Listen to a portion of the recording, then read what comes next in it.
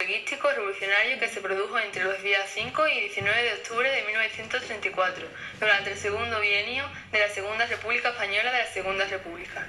Este movimiento estuvo alentado desde amplios sectores y por importantes dirigentes del PSOE y la UGT, y de forma desigual por la Confederación Nacional del Trabajo, CNT, la Federación Anarquista Ibérica, FAI y el Partido Comunista de España, PCE. El Frente Popular fue una coalición electoral española creada en enero de 1936 por los principales partidos de izquierda.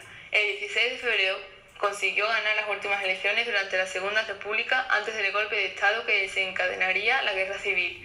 El Frente Popular no formó grupo parlamentario, sino que se articuló en diversas minorías parlamentarias correspondientes a cada uno de sus integrantes.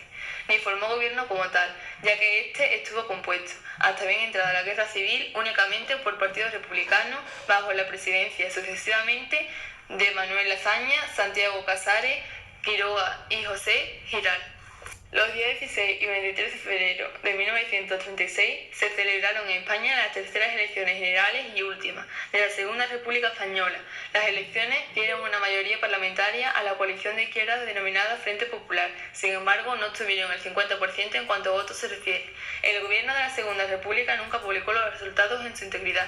Según disponía la ley electoral vigente, la mecánica de adjudicación de las actas de diputados era compleja y necesitaba de tiempo para llevar a cabo el escrutinio general, una segunda vuelta donde fuera necesario y la discusión de las actas en el Parlamento.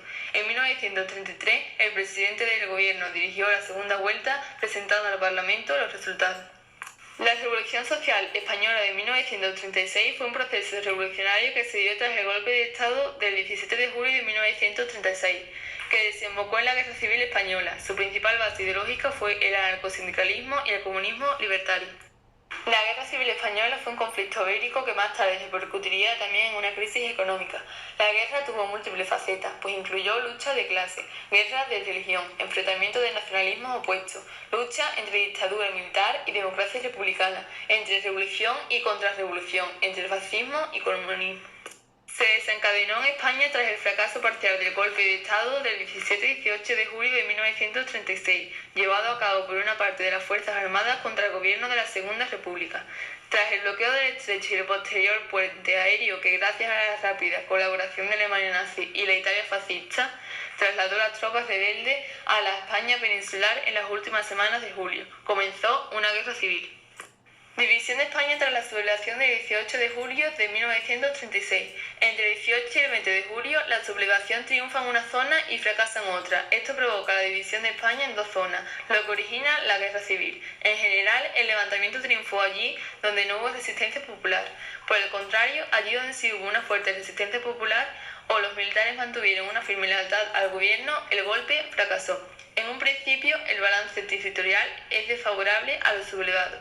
El gobierno de la República conserva la mayor parte del territorio, que incluye las zonas más pobladas y más industrializadas, y además controla las flotas.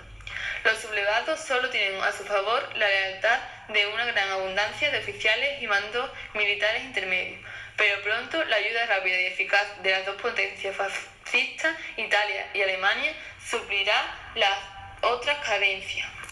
La guerra provoca la destrucción de las estructuras estatales de la Segunda República. En el bando nacional el poder quedó en manos de un grupo de generales que establecieron un Estado autoritario y militarizado. En el bando republicano el gobierno de la República perdió el control de la situación y el poder real quedó en manos de comités obreros. En los primeros momentos de la guerra hubo una enorme represión en ambos bandos. Las ejecuciones y los asesinatos se extendieron por todo el país. La represión en la zona nacional controlada por los militares se dirigió esencialmente contra los militantes obreros y campesinos, aunque algunos intelectuales como Federico García Lorca fueron también víctimas del horror. En la zona republicana, los grupos que sufrieron la violencia fueron esencialmente los sacerdotes y las clases adineradas. Tras el caos inicial que se produjo, el gobierno fue controlando poco a poco la situación y la represión se atenuó. La clave para comprender la victoria final de los nacionales fue el puente aéreo. La Guerra Civil Española en Cantabria fue parte de una contienda que se desarrolló en España entre el 18 de julio de 1936 y el 1 de abril de 1939. Para la región cántabra, por aquel entonces provincia de Santander, la Guerra Civil transcurrió entre 1936 y 1937, tras el fracaso de la sublevación en la región. Se sucedieron diversos bombardeos sobre la capital. El resultado fue la victoria del ejército franquista y la consiguiente anexión de la cornisa cantábrica a la zona sublevada.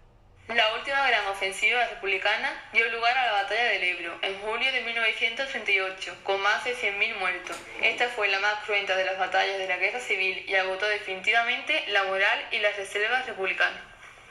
La ofensiva de Cataluña fue el conjunto de operaciones militares que se desarrollan en Cataluña entre diciembre de 1938 y febrero de 1939, y que se saldó con la victoria de las tropas franquistas.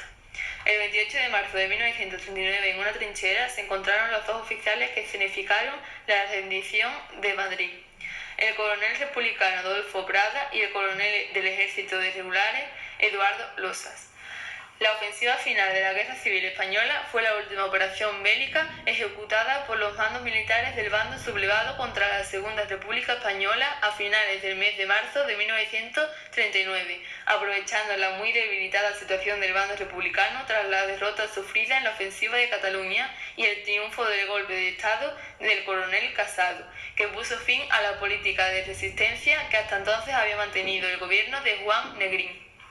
Se han dado cifras muy dispares al cuantificar las pérdidas demográficas que causó el conflicto: los muertos en el frente por la represión en la guerra y en la posguerra, el hambre, las epidemias, la reducción de la natalidad consiguiente. Tras la sublevación militar, la zona republicana, a excepción de Euskadi, se sumergió en un caos revolucionario y por todas partes surgieron nuevos organismos que detentaron el poder real durante los primeros meses de la guerra. Los primeros asesinatos en esta zona se produjeron en Barcelona y en Madrid. En ambas ciudades, las fuerzas de seguridad leales a la República intentaron evitar las matanzas, pero fueron desbordados por la multitud armada. Especialmente brutal fue la represión en la ciudad condal, donde la CNT y la FAI tomaron parte muy activa. La propia Generalitat se diluyó en el caos y el presidente Companys tuvo que pactar con los dirigentes anarcosindicalistas para poder conservar, al menos sobre el papel, el poder. A diferencia de lo sucedido en la zona republicana, la represión fascista formó parte de la estrategia diseñada por los sublevados para alcanzar el poder y se centraría fundamentalmente en cargos políticos republicanos.